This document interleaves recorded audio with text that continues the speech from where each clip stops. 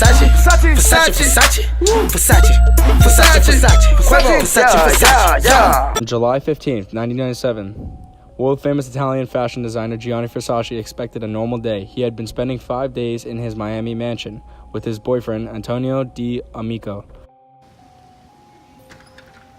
Bye, I'm going for a walk. Bye, Gianni. While Gianni went for his breakfast, serial killer Andrew Cunanan was planning something much more sinister. As Versace walked back from a local cafe and put the keys in to unlock the front gate,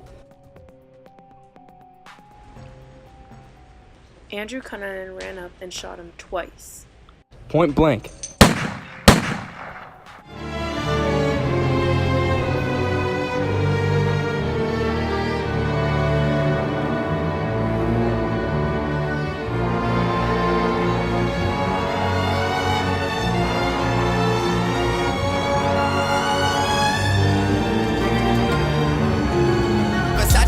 Versace, Versace, Versace, Versace. Word of New York is the diamond and high schools are calling me puppy. I'm all on a low 911 was called right away, and a few witnesses stayed behind. Since it was in broad daylight, people were both shocked and immediately aware of who it was. While first responders and CSI showed up, so did the paparazzi. Lead investigator Berta Valdez used a spiral pattern to collect evidence about the crime and walked in a circular direction, starting at the body. Within 3 hours, the suspect was identified. His name was Andrew Cunanan, and he was already on the FBI's most wanted list for the murder of 4 other gay men across the country. Cunanan was on a killing spree and had killed 4 other gay men in the country, 2 of which he knew and 2 strangers. There is still a large debate over whether Cunanan and Versace has any previous contact, but Versace was definitely targeted for his status. Cunanan had an obsession with the wealthy, especially Versace. Berta Valdez of the Miami PD was one of the main investigators on the case. Because both Cunanan and Versace were gay and homophobia was common during the time, there are suspicions this affected the case. People think that if Cunanan had been caught earlier in the spree, Versace's murder could have been prevented. One of the most helpful clues that led investigators to evidence was the testimony of Lázaro Quintana and Mircea Kolovic, which we will discuss a little later. Both provided important eyewitness details, but there are things that could affect what they saw and believed. Ocean Drive is busy and filled with distractions, and the shock of seeing an icon getting murdered could cause emotions that could easily affect the observations. In detailed photos of the crime scene, blood-splattered shoes and clothing are all visible. Some eyewitnesses might have assumed there was a struggle because in the scene, Versace personal belongings are everywhere. The brain can often insert judgments, biases, and emotions into observations, so as a person must work against those. Investigators, including Gustavo Sanchez of the Miami PD, were all over the crime scene.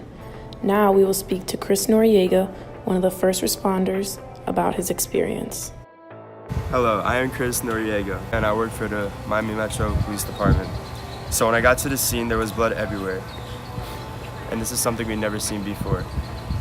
Direct and circumstantial evidence helped us figure out it was Andrew pretty quickly.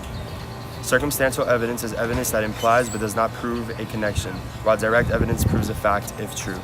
2 eyewitness testimonies serve as direct evidence in this case. My name is Marisha Kalakovic, and I was walking down Ocean Drive after I dropped off my daughter. I thought it was an admirer or someone who knew him because he sped up to reach Versace. The murderer walked backwards from the steps. He placed his gun in the bag he carried and continued on his way down the street as if nothing happened.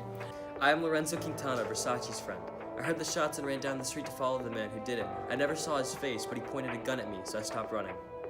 According to Locard's principle, a criminal both leaves and takes something with him when he enters a crime scene. In this case, Cunningham left a trail of belongings behind.